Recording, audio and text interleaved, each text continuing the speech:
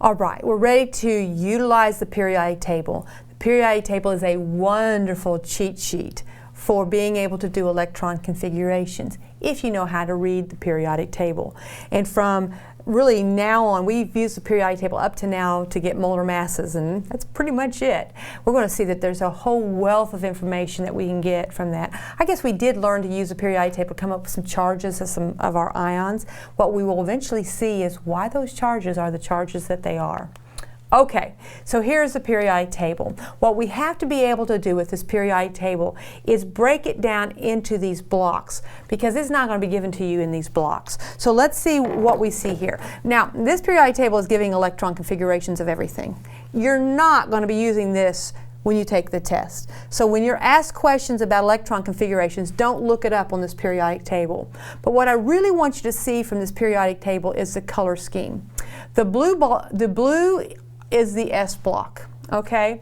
Now, the S block is this first area of the periodic table, okay? Now, helium actually is included in that S block because, well, it is.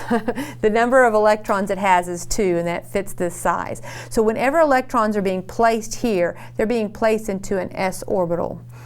The next block that I want you to focus in on is the pink. That's the P block. Now the P block is here, okay, so we have our P block. The P block is 6 elements wide from here to here, and that's significant because in the P subshell there are 3 P orbitals, and each P orbital can hold 2 electrons, so there's a maximum of 6, and when you completely filled it up, you will have 6 electrons in there. Okay, that's the P block. So we have our S, we have our P, the next is the D block. Okay, the D block is in yellow. The D block is 10 wide if you go from here to here. It's 10 elements wide, and that's significant because when you are talking about a D subshell, there are 1, 2, 3, 4, 5 orbitals in the D subshell. So that is significant for it to be that wide. And the last is the F block, okay? The F block are these 2 here.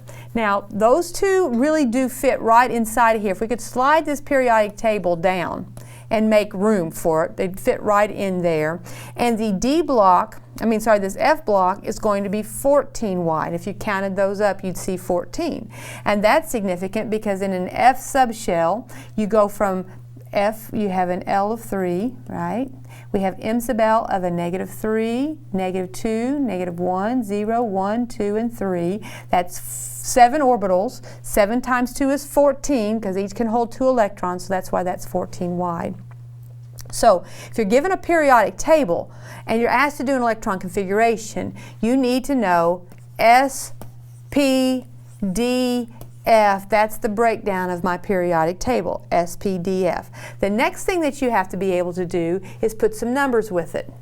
The first place we find an S orbital is in the first shell. So we would count the S's from 1, 2, 3, 4, 5, 6, 7. Okay? When we go to the P, there's no such thing as a 1P. What you have, P start at the 2. So you number this from 2, 3, 4, 5, 6. Okay? The first place you run across a D is in the third shell. So we'd number this from 3, 4, 5, 6. And you don't have an F until you're in the fourth shell. So we do this as 4 and this is 5. Okay? That's pretty messy. Let's try it again with a blank screen. If we were given a blank periodic table, we don't have anything written in there, and we wanted to break it apart, this area is the S block. It starts numbering with 1. And notice that's the same as the period numbers, isn't it? The next is the P. We go S, then P. P start with 2. S, P, then D. This is our D. And D starts with the number 3. And then the next is F. And F starts with the number 4. Now, if you can do this, you can know the order that the electrons get filled in, and we'll just work our way across. We hit the first area here, work our way across. This is the 1S subshell. Then we go to this and we start working our way across. What do we hit? We hit the 2S, Then we come across nothing, nothing, nothing, and hit the 2p. Go to the end. Come across, we hit the 3s. Come across and we hit the 3p. And then we come across and we hit the 4s. And then we go to the 3d. So that's next. And notice we go back down to a 3. The 3d until we get to here, and then we are at the 4p. Okay? Then it's the 5s. And then it is the 4d. And then it is the 5p. Okay, get the picture? Now if you go back and look at that diagram that had the downward arrows on it, you'll see that the order we got from doing that is exactly the same order as we get from doing this. Now I will practice this many times, okay? I will practice coming up with this numbering scheme over and over and over again as we do electronic configurations and get used to it. But I'm going to do it one more time. You can kind of skip forward if you want to. I'm going to help you come up with these values one more time. The first box is S, and it gets numbered from 1.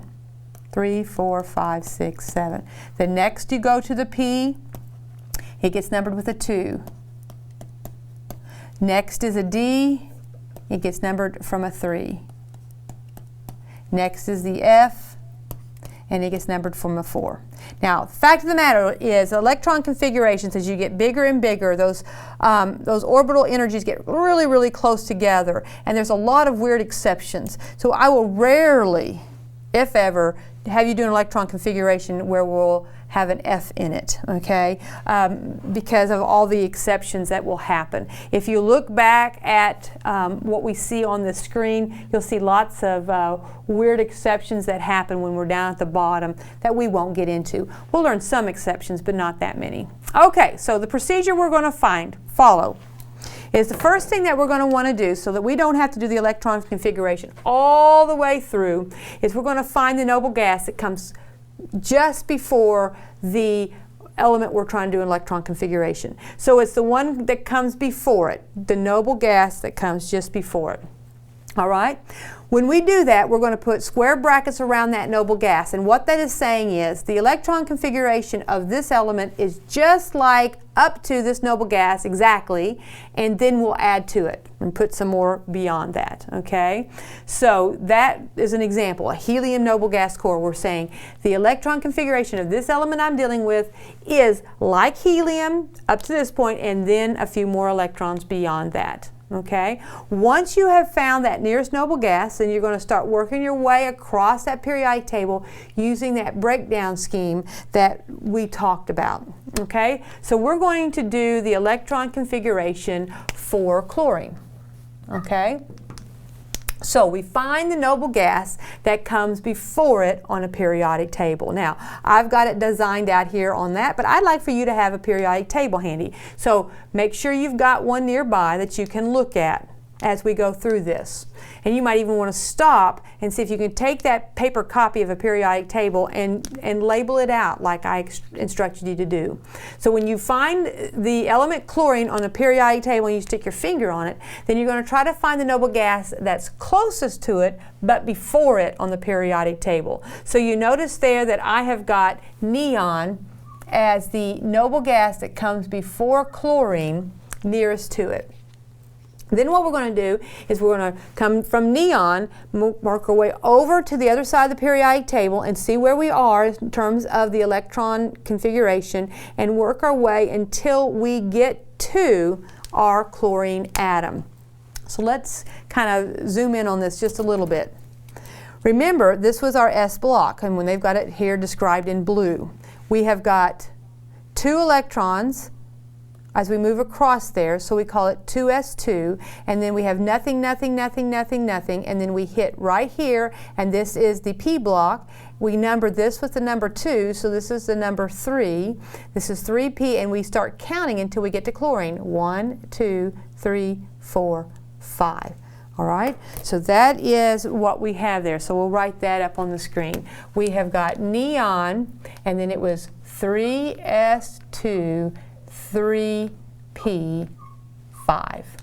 Okay, Went across that P block, skipped a big space where there's no elements, went across the S, put 2 electrons in, there's a big blank space where you're running across the periodic table and there's no elements, then you hit the 3p and we counted over to chlorine and we got to the number 5. So this is our noble gas core. These are the electrons beyond the noble gas core that we will call something else here in a little bit. Okay, we'll give it a name. All right, so now let's do the next element. Let's do 10. Okay, we'll do 10 and I'll go ahead and write vanadium because that will be our next one to do. Let's look at a periodic table. All right, so we've got this periodic table and we are going to have to find 10 on it. All right, so we come over here and 10 is located right here. So we have got to find the noble gas that's closest to it, but before it. Okay, so of course xenon's closer to it, but we don't want one that comes after it. The noble gas that's closest but before it is krypton. So what we would do is we would put krypton as our noble gas core, and then we'll work our way across. Now let's do some layout of this. We know that this is our S block, and it gets numbered from 1. This is our P block, and it gets numbered from 2. And this is our D block, and it gets numbered from 3. So we're trying to get to 10, so we're going to go across this region here. Okay, so let's write that on the screen. What do we have? We've got the noble gas core, which is krypton. So we're saying up to krypton, it is, oh, sorry, it's not krypton, yeah it is. Up to krypton is just like this. And then we have entered the 5s, and we put 2 electrons in there because it takes us 2 boxes to get through that S block. Then we entered the D block, and we are at 4D. And as we count all the way across there, it takes us 10 to get across. And then we enter that 5p, and we count until we get to 10. It took us 2 blocks to get to 10, so that is it. So make sure you see how that's counted. I've got 10 in the second box, so there's 2 electrons. So we've got those electrons right there. Now can we do some things with that? Well, sure. We could do the orbital diagram of the p subshell. So there's the p subshell. It's a 5p subshell. There's 2 electrons in it. Are those electrons in the same orbital? No, they're in a different orbital. Could we do the quantum numbers of those 2 electrons? Sure. And N, they're both 5. And L, they're both in the p subshell, so that is a 1. And M sub L, they're in different orbitals, so I've got to give different values, maybe a -1 and a 0. I could choose any of those 3 numbers, -1, 0, or 1. As long as these are different, I'm good. And then I can spin them, and they have to spin in the same direction. Since I did an up arrow, I can spin them into +1/2. Okay, so that's 10's electron configuration. Let's do vanadium next. So let's go to our screen and let's find vanadium and work our way through this with vanadium. So I'm going to erase what I see here. And vanadium is right here. All right, find the noble gas that comes before vanadium, and it's argon.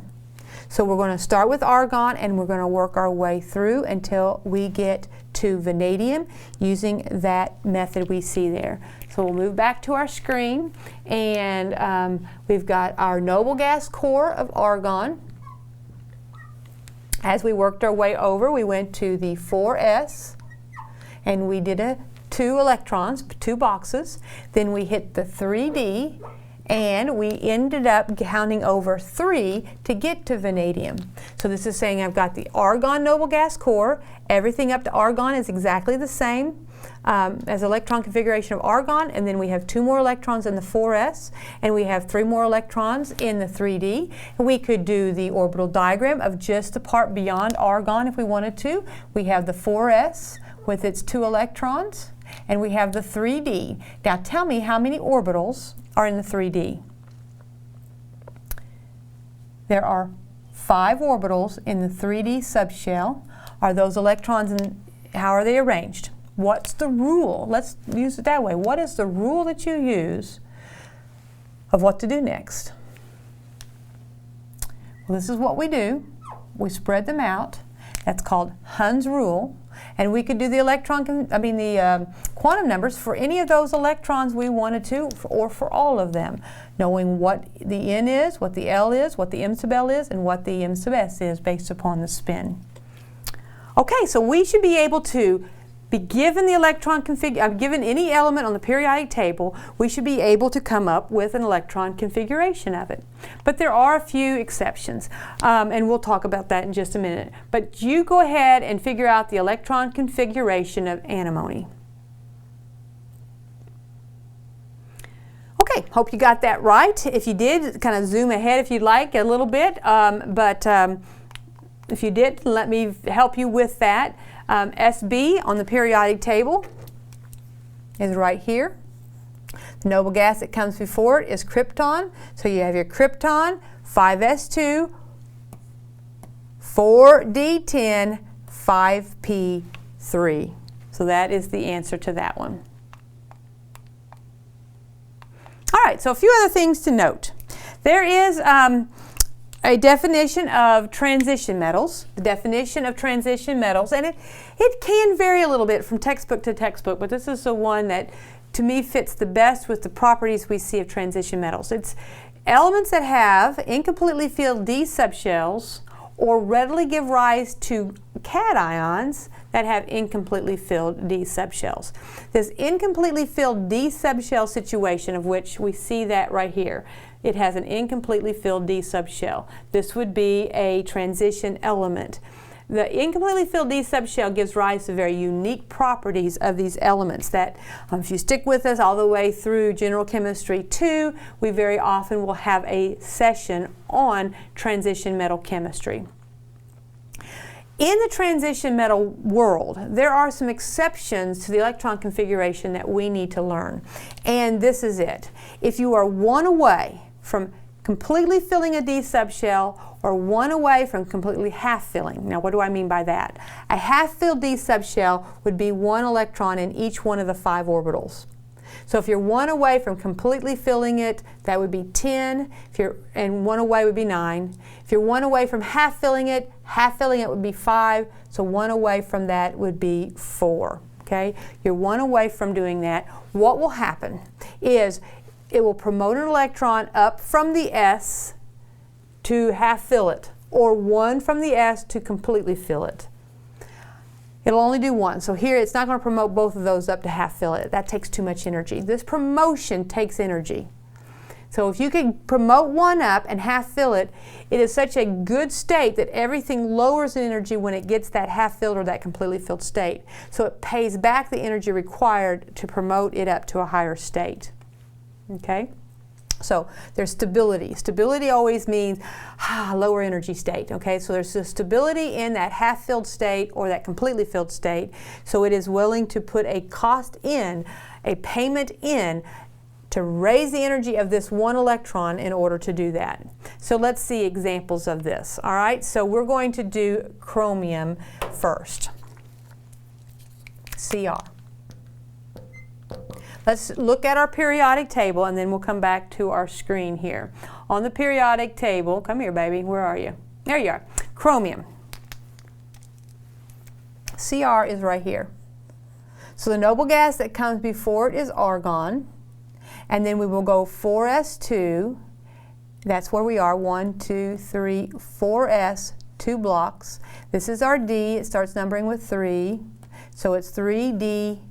All right, so let's write that down on our screen. The noble gas that came before it was argon. Then it's 4s2, 3d4. Okay, that is 4s2, 3d, make this thing write a little bit better, 3d and 4. 1, 2, 3, 4. When we see a 4 here, we are one away from being half filled. So what will happen is this is not the electron configuration of chromium. Instead, it is argon. Take 1 away from the S and promote it up to the D. So this is what really happens. We have we have 1 electron here, and when we promote it up, we are going to, boy, really maximize the number of parallel spins. We have half-filled this D, nice stable state, and while this orbital is not filled, the promotion up requires energy, but it lowers everything down, stabilizes it, and so it's willing to pay the cost for that. So that's that one's electron configuration. The next one we'll do is silver. Okay, so what's the noble gas? Look at your periodic table. What's the noble gas that comes prior to silver? Well, here's silver on our periodic table. Okay, the noble gas that comes before it is krypton, and then we'll work our way across. So we are at 5 going to here, that's the S block, then the D block until we get to right there. So we can write that down, krypton. Okay, that's the noble gas that comes before it. Then it's 5S, 2, 4D, 9. And I train myself when I write a 4 or a 9 here to stop and say it can't stay that way. It is going to promote 1 electron up, and this is not the electron configuration. It is 5S1, 4D, 10. Okay, so we will see that exception at copper, which is right above silver, and at silver. We'll see that exception at chromium and the element below chromium, molybdenum. Now, these are not the only exceptions. There are a lot of exceptions when you get further and further down on the periodic table. Because like I said, as you get further and further away from the nucleus, the energy levels of these guys are very subtly different. And there's a lot of promoting up that can happen that gives it a favorable state to do so, and so we'll see some exceptions. But this is the only exception I'm going to hold you to. If you're 1 away from half filled, that'd be 4, or 1 away from completely filled in the D.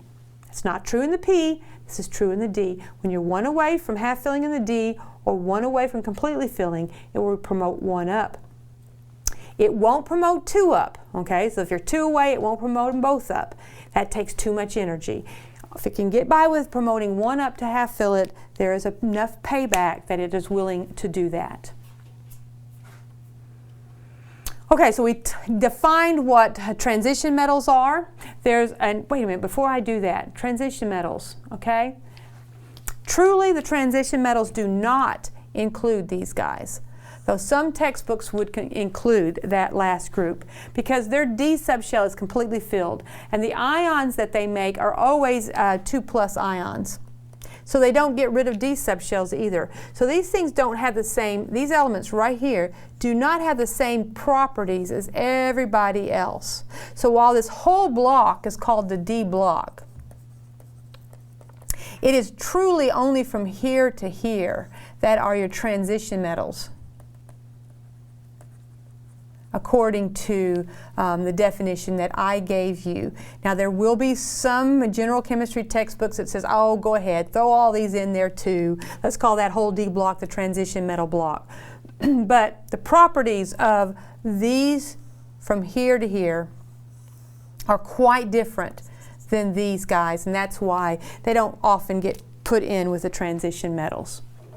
All right, let's see what's next. So we've got our lanthanide series. The lanthanides are sometimes called the rare earth elements, and the rare earth elements are dealing with the filling of the 4F. So they have incompletely filled 4F subshells, and the actinides, they're not found in nature naturally. All of them have been synthesized. Most of them can only linger for very short times. We'll never do electron configurations for those.